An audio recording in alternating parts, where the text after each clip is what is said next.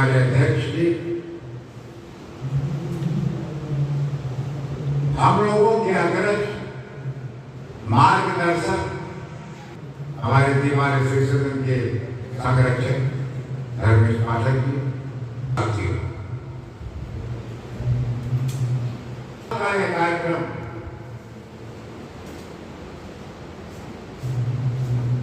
जो हमारी तीसरी पीढ़ी इस कार्यक्रम को अपनी शिरकत कर रही है। 79 वर्ष पूरे हो चुके हैं।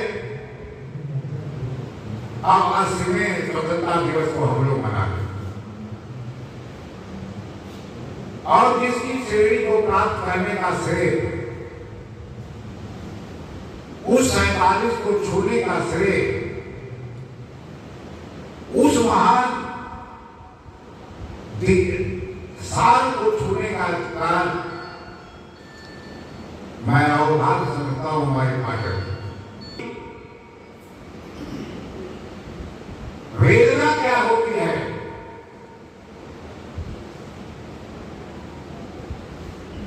जान सकता है किसी गुलामी को कि वेदना को झेला। हमारे पूर्वजों ने इस गुलामी के दर्द को झेला और 1191 के बाद 1947 तक हम लाखों लोगों ने इस स्वतंत्रता को प्राप्त करने के लिए अपनी आहुति दिए। हम उन ज्ञान और अज्ञान बलिदानियों को श्रद्धासुमन अर्पित करते हैं, अभिनंदन करते हैं।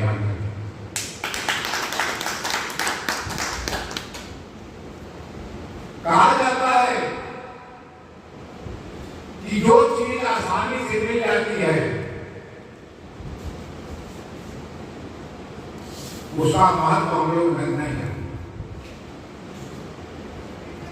हमने ये वेदना, गुलामी की वेदना को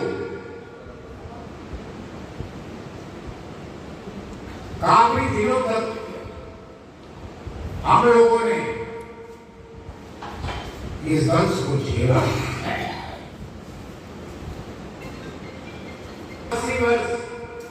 79 वर्ष की स्वतंत्रता में हम अपने को स्वतंत्र ही नहीं परम स्वतंत्र मान रहे हैं।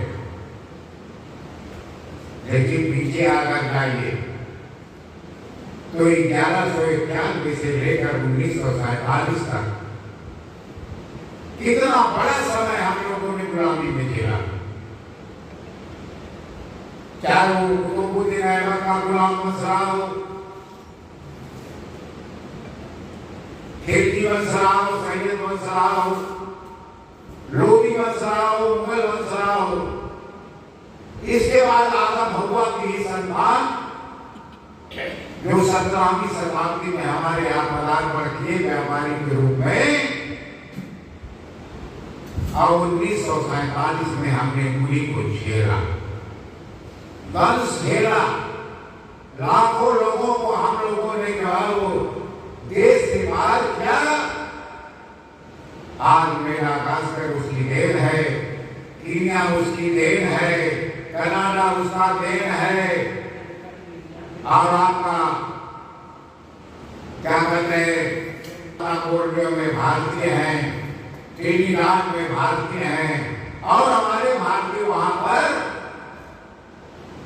अगर अनिरुद्ध जगन्नाथ ऐसा प्रधानमंत्री मेडागास्कर में है तो बाबा वासुदेव निगामा मास की जो है वो ट्रिनिडाद में भी रहे। अब आप परिकल्पना कीजिए, लेकिन हमने परिकल्पना भूल जाते। जब हम कम पढ़े लिखे थे, जब 1947 में देश स्वतंत्र 10%, महिलाओं की साक्षरता 2%।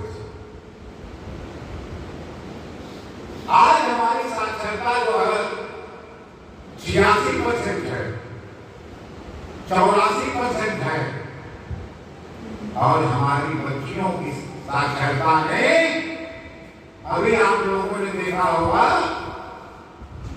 कि अभी दीक्षांत समारोह महाराज सोहेल देव विश्वविद्यालय आजमगढ़ का हो रहा था, जिसमें 88 गोल्ड मेडल में 66 गोल्ड मेडल हमारी बच्चियों ने मिला। नारी सशक्तिकरण हो रहा है। हमारी साथी जो आदि सत्य है, हमारे साथ करने से करना मिला। हमारे आदि सत्य होमगार्ड से लेकर IAS IPS तक अपना योगदान दे रही है। हमारा आर्मी में जा रही है। अभी आप लोगों ने देखा होगा जब हमारा ऑपरेशन सिंदूर जा रहा था, जिसको जो है हम जो कामयाब कर रहे थे, तो आपने देखा होगा कि मिलिट्री की बोलेगी सोफिया और नहीं है, लेकिन पीछे होगा। हम पीछे है नहीं, हम अपने से पीछे हो रहे हैं। भ्रष्टाचार का वर्णन किया। हमने भ्रष्टाचार को जन्मसिद्ध अधिकार मान लिया। हमने आपराधिक प्रवृत्ति को स्वीकार किया। हम दूसरे के घर को लूटना स्वीकार किए। हम अपनी सभ्यता संस्कृति को दिन ब दिन खोलते चले जा रहे हैं। मुझे कहने में बड़ा शर्म महसूस होती है कि जब मेरे बुजुर्ग, मेरे पूर्वज अशिक्षित थे, तो सभ्यता संस्कृत भाईचारा से भरे हुए थे, लवलेश। और जब मैं शिक्षित हो गया तो अपने को संकुचित कर लिया। विश्व बंधुत्व की भावना का परित्याग करके हमने अपनी भावना को परित्याग कर, हम अपनी भावना में लिप्त हो गए। सरकार का नारा, हम तो हमारे गो में हम सीमित हो गए। हमारे यहाँ वृद्धाश्रम नहीं हुआ करता। प्राचीन काल में हमारे सारे बुद्धिजीवी लोग बैठे हैं, हमारे यहाँ अनाथालय नहीं हुआ करता, हमारे यहाँ वृद्धाश्रम नहीं हुआ करता। लेकिन आज आप देख रहे हैं हमारे यहाँ अनाथालयों की भरमार हो गई। अब वृद्धाश्रम को तो पूछने की बात नहीं है। हमने अपने सामूहिक दायित्व से हम अपने को विलय कर दिया। भाईचारे का नाता हमने खत्म कर दिया। हमारे यहाँ कई कई पीढ़ियां ये साथ रहा करती। आप लोग को याद होगा कि बहुत से लोगों को देखते होंगे कि बाबा का परिवार चल रहा है, दादा का परिवार चल रहा है। हम यहाँ अपने भाई भाई के परिवार को भी नहीं रख पा रहे। हमने अपने दृष्टिकोण को छोटा कर दिया, संकुचित कर दिया।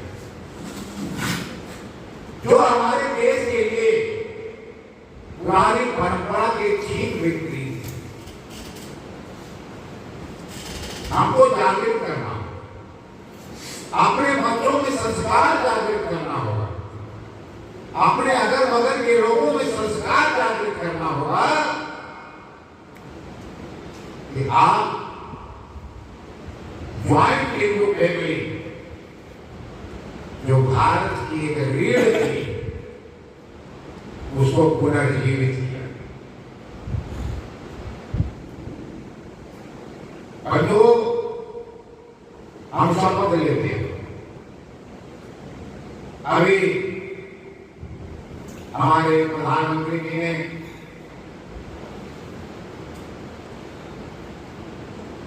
करीब सप्ताह का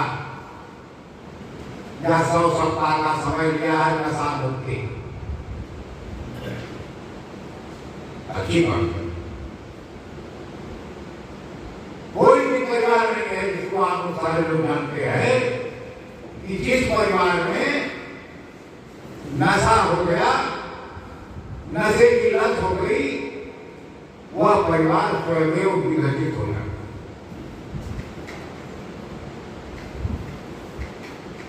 हमारे आदरणीय पाठक जी ने भी कहा कि हमको हम अधिवक्ता हम समाज के मार्गदर्शक,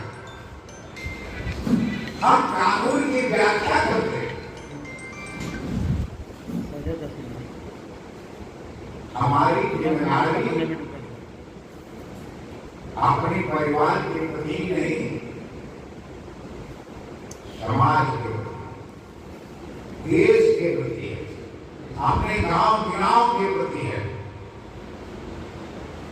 और कहा जाता था, हमारे अंदर बैठे हुए हैं कि अधिवक्ता सबसे विद्वान माना जाता है, सबसे स्वाभिमानी माना जाता है, और हमारी बातों को मानने के लिए सारे लोग लालायित रहते हैं। यही कारण है कि स्वतंत्रता संग्राम सेनानियों में बढ़-चढ़ के हिस्सा जो है अधिवक्ताओं का है। अधिवक्ताओं ने अपने व्यवहार कुशलता के माध्यम से, अपने आचरण के माध्यम से, अपनी संवेदनता के माध्यम से और अपनी दृढ़ इच्छा शक्ति के माध्यम से पूरे देश को संरक्षित किया कि हमारा देश स्वतंत्र हो। आज हमें दृढ़ इच्छा शक्ति की कमी हो रही है। हमारे अध्यक्ष आपको सम्मान दिलाने का प्रयास करते हैं, लेकिन अकेला चला भाग नहीं हो सकता। हम सबको आपका साथ देना चाहिए, कंधे से कंधा मिलाकर चलना चाहिए। हमारे आदरणीय पाठक जी के विचारों से अपने विचार को, इनके दृढ़ इच्छा शक्ति से अपनी दृढ़ इच्छा शक्ति को, भाई पीएस के विचारों से अपने को संबंध है। आपका सम्मान, अधिवक्ता का सम्मान पैसे से नहीं